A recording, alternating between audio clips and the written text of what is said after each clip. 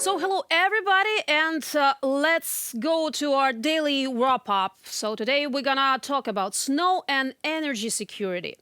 No matter how much we thank God, the climate prevails over all the wishes of Ukrainians, and at night it snowed in most regions, which means that winter is coming. The people of the north always know that no matter how long a warm summer lasts, at last the frost will come and do its thing, freezing people in their homes, forcing them to use expensive energy resources and ultimately changing military capabilities on the battlefield.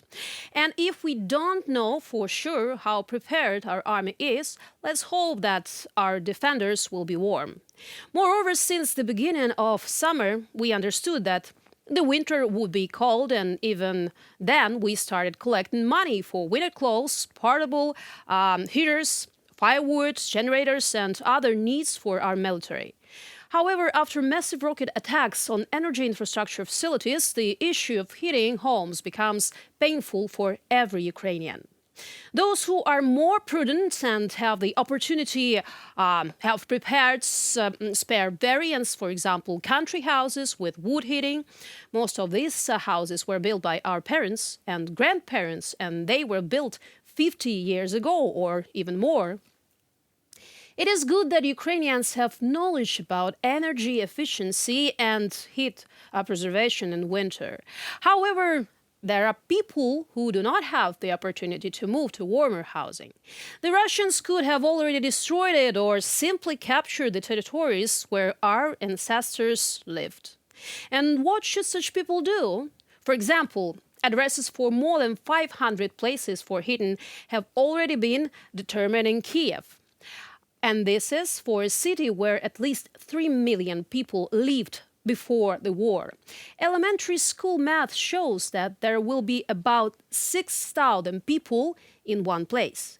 This is an ordinary high-rise building with 2,000 apartments. Just imagine those crowds. Therefore, now Ukrainians are already preparing for the fact that crowded but not aggrieved.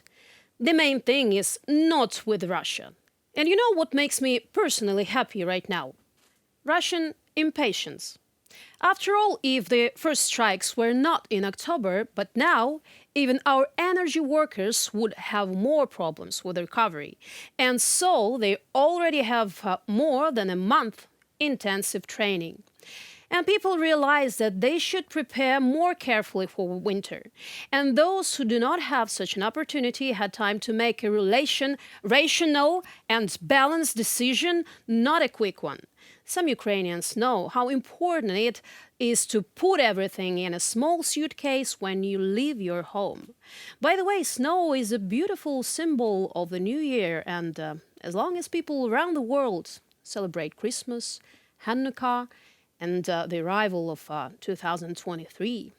Ukrainian cities one by one decide to cancel the celebration, and no matter how much we want some kind of holiday, not for us, at least for our children. But nowadays it is necessary to save on electricity, and therefore the new year in Ukraine will mostly be lit by candles, not guirlands.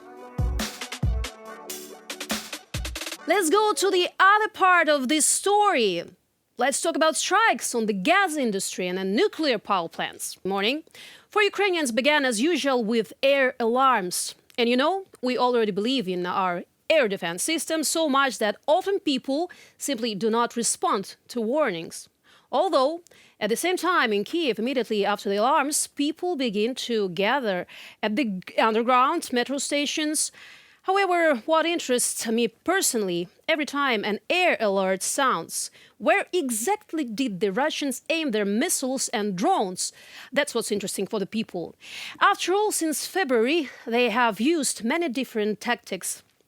First, they hit on depots, oil refineries, and fuel warehouses. Then there were strikes on railway and railway stations. Then began the attacks on large shopping centers. Shots from Kremenchuk and Vinnytsia will probably be remembered by every Ukrainian for the rest of their lives.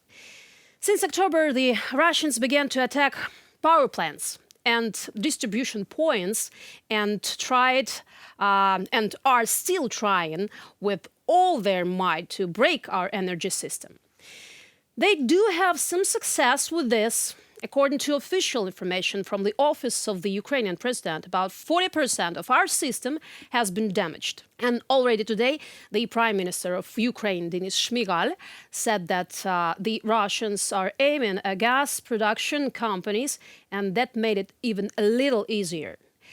Yes, there is a possibility that there will be no fuel for our boiler houses, but at least these smart people didn't start firing rockets at nuclear power plants. But we know that they can. Let me remind you that Nikopol is being shelled from the territory of Zaporizhzhia nuclear power plant. Knowing that not all Russian equipment has 100% efficiency and safety, it is dangerous, not only for Ukrainian, but also for all of the Europe. After all, it is the largest nuclear power plant on the continent. And now the question arises, who and how manages such a dangerous facility? Since the seizure of the nuclear power plants, Ukraine has been asking, demanding, recommending the creation of a nuclear safety zone. However, for now, negotiations are ongoing, as the head of the International Atomic Energy Agency, Rafael Grossi, noted yesterday. And I have the impression that as soon as Russians realize that they will soon lose the station, they will immediately go to negotiations. They like this. While they are in control, they turn their noses up, and as soon as they get it, they ask for negotiations. However, I will not tire of repeating, the Russians talk about negotiations only when they lose and they need time to regroup and correct their mistakes.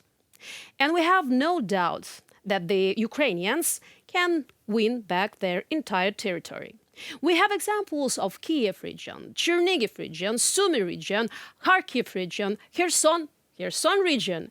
If you don't know, the Ukrainian armed forces have already liberated more than 50% of the territory captured by the Russians since February. And in the end, we are recapturing everything, including what the Federation has annexed since 2014. So, returning to the question, who should control the Zaporizhzhia nuclear power plant, I just want to remind you that after retreating from the right bank of the Dnieper in the Kherson region, the Russians mines the dam of the Kakhovka hydroelectric power plant. Its detonation will flood huge areas. So who will prevent this, as we say, orcs, from undermining the nuclear power plant and causing another nuclear disaster on Ukrainian territory? Does everybody remember Chernobyl?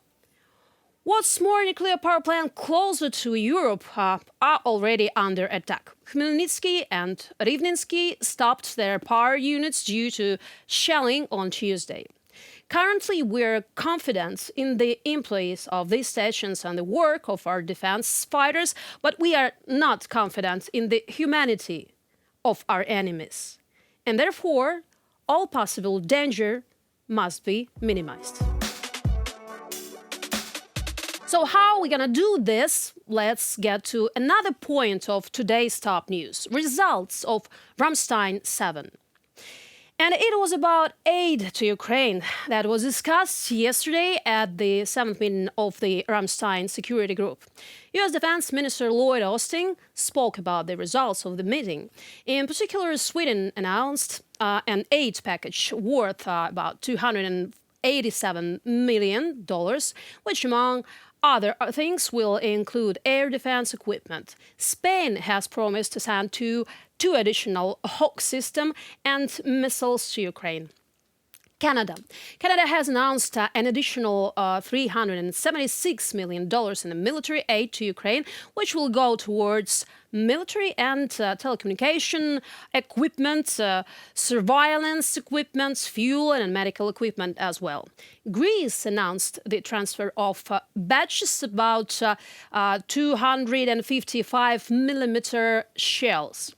Poland announced the supply of additional ammunition for artillery and tanks, as well as short-range air defense system. Germany announced the aid package earlier. In particular, it will include ammunition for Mars 2 multiply rocket launcher system. Among other things, Lloyd Austin said that the winter operation would be beneficial for the Ukrainians, because our defenders were given a huge amount of winter equipment, and it will be difficult for Russia to bring all equipment that is necessary for an active war in winter. The only thing that worries the majority of Ukrainians today is frost.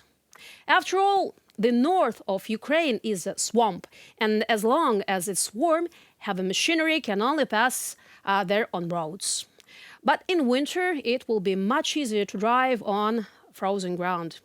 Therefore, the line of defense will be much larger, especially since they can attack not only from the territory of Russia, but also Belarus.